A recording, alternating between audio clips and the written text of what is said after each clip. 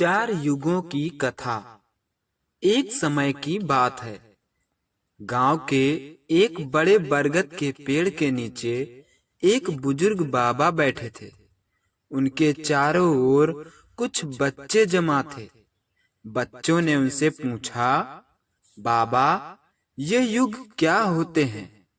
लोग क्यों कहते हैं कि सतयुग चला गया, त्रेता युग खत्म हो गई, द्वापर युग भी मिट गया और अब कलयुग आ गया?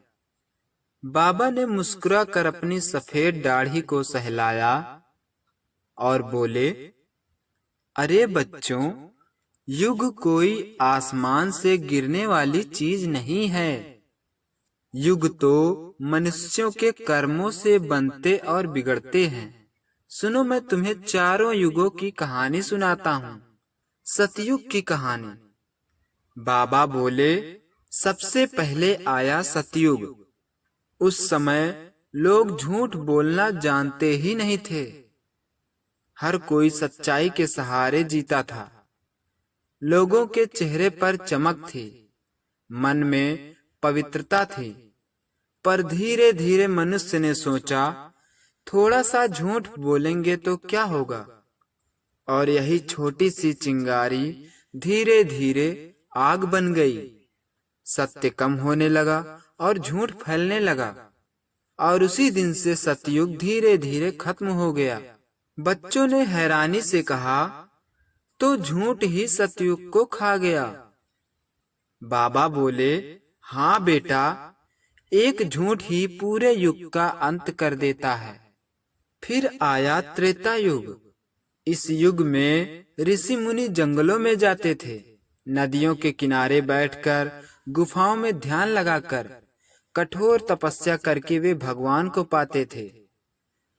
पर धीरे धीरे उनका मन भी सुख सुविधा की ओर खींचने लगा। किसी ने कहा, जंगल में कठिनाई है, शहर में सुख है।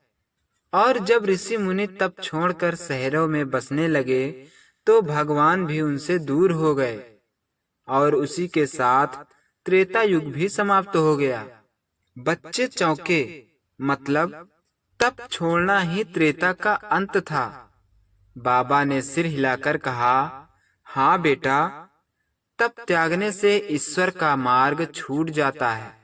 इसके बाद आया द्वापर युग। यह युग राम के वंशजों का था।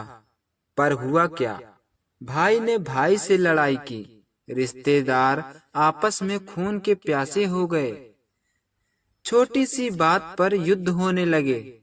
जहाँ दया और करुणा होनी चाहिए थी, वहाँ क्रोध और ईर्ष्या ने घर बना लिया। राम का वंश ही आपस में मर मिटा, और जब दया मन से चली गई, तब द्वापर भी चला गया। बच्चों ने गहरी सांस ली।